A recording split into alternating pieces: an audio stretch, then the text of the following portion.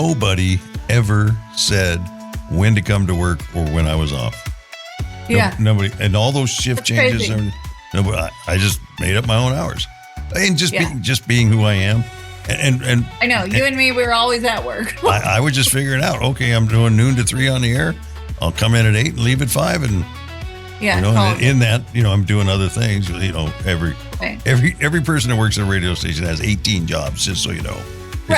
People always tell me, God, that's a great job. You work 3 hours a day. No, not how it works. No, that's not how it goes, people. Sorry to burst your bubbles. Yeah. But, I mean, I think for us that are kind of type A workers, like, I naturally work and I enjoy it. Yeah. So I wasn't even bummed about like having to work. I like not having to get up to an alarm clock. I'll still get up like 10 minutes after maybe I have to be up, but the startle of the annoying noise there's something about not having to do that. Oh yeah. I was talking to somebody at Thanksgiving that is retired and still she sets a alarm clock. I'm like, why do you do that? You're like, why? Yeah. Are you a masochist? What is it, a sadist or a masochist that likes that? Which is it? I don't know. But how else was your Thanksgiving? It was good. I think I told you last week my daughter and the family went to the in-laws, her in-laws, and so I went to some friends' house. I've been there 2 or 3 times. It's always a great time. I feel like I'm part of that family, and just too much, just too much food and desserts, and Nice. I won't use their names, but I'm going to share this story. And I don't know if I've said this here. I tell this story, and I don't know if I've said it here, but maybe I did last week. The chips thing. Did I tell you about that? Yeah, you did talk about the chips things, like dudes bring chips. Yeah. Yeah. So I get 3 bags of chips. I got like 4 different kinds of dip. So what they do, and it is fine if that's what they want to do. But I asked the host, what time's the party start? He says 12:30. Yeah. So if it starts at 12:30, that's kind of a, nobody shows up at the exact time somebody says there's a party. Yeah. Right. There's people that come, early, on time, late. Yeah. I was a little late. I'm like 12:50. Okay. Well, and I forgot, but like I say, I've been to their house a few times. They serve, like you come in the door and they serve right away. Oh, so you mean like get your plate and sit down? Yeah. So. Oh, wow. Which is fine, again. But you were late for dinner. I don't know. I got to ask them. I want to clarify, because why did I get all the chips and dip? Nobody wanted anything to do with chips and dip after you've eaten an entire turkey dinner.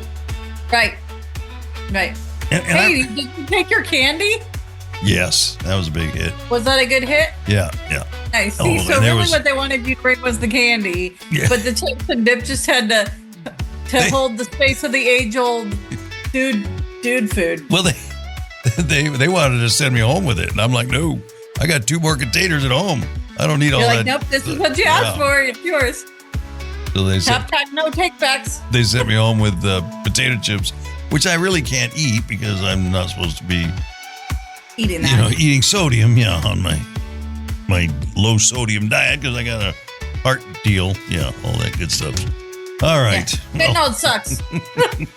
So that's my Thanksgiving story. But God, I love them. They're just great people. That's so nice. Yeah.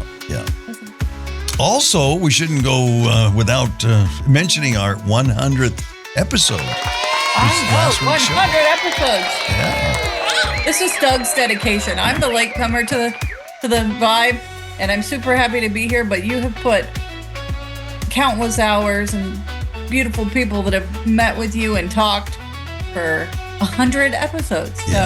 So I definitely want to thank Eric Aguilar.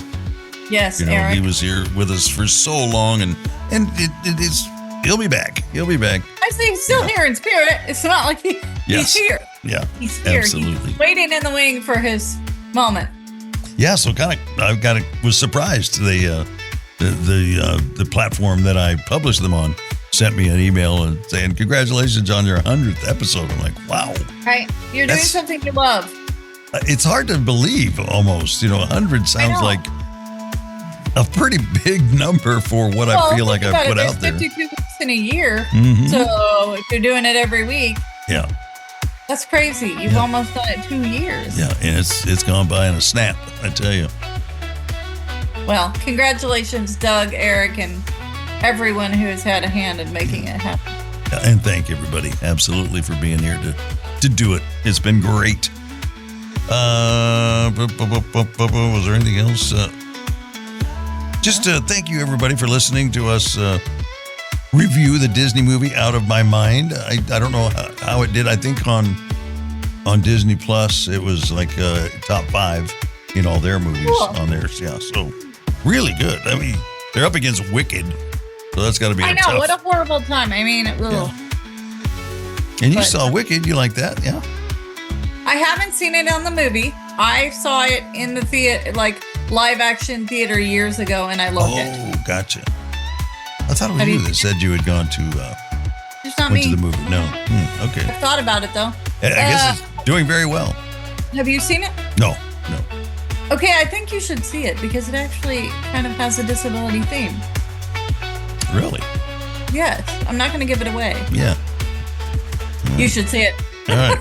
I'll have to. No, I loved it. I mean, I love, like, one of the things my mom, when we were young, like, got us into going to theater. We'd go to PCPA down in Santa Maria, down from where I grew up. And I love live action. Like, as soon as I got to be an adult and could afford tickets, and I lived right by the theater, they have Broadway across Atlanta. And so you buy a season pass and you get like 6 or 8 live action plays. And I loved it. And Wicked was one of them that I saw. I never was a theater kid, Yeah. But I enjoy live action too. I used to sneak into the auditorium in high school and just watch them rehearse and do all that. Yeah. I loved it. And then when I got into radio, there was a guy that was a salesman and his wife.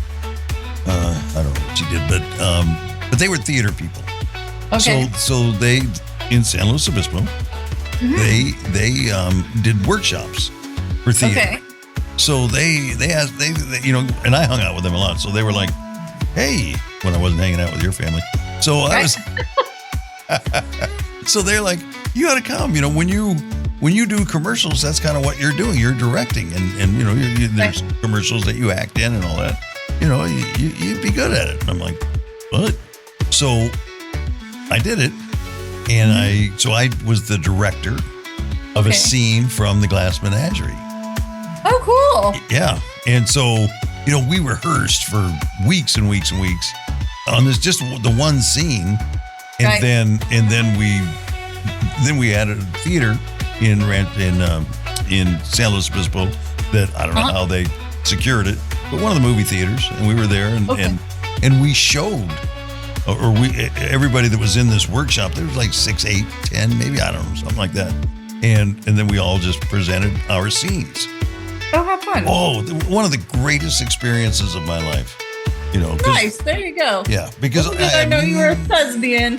And I didn't act. I was the director, but it was great because the two actors I got were, they had acted, so they were the theater kids, and they, and it wasn't like, what is this idiot doing? He doesn't even know what he's doing. They were teaching me and helping me with it, and then once I got on and what I wanted, there was some very specific things that I wanted, in directorial. Right. You're like, if this is my debut. Yeah.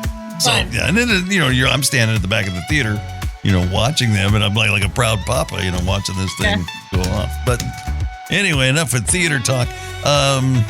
Don't forget to like, subscribe, and share. Find us on Spotify, iHeart, Apple, YouTube, and so much more. YouTube's doing very well. Yeah. I've kind of learned a few things. I've learned how to put the SEO, the search. Oh, yeah. Yeah. So, I've watched a couple of YouTube videos and know how to do that. So now I found where they are and kind of putting those in and how that works best. And so, it's helping. So. Yeah, YouTube is like college on the computer. Yeah. For anything you want. Exactly. So coming up today, we've got an interview with Jose Peña with Disability Rights California. We're going to talk all about reasonable accommodations and how he does his work to help people in the workplace on both sides of that equation. Coming up right after this.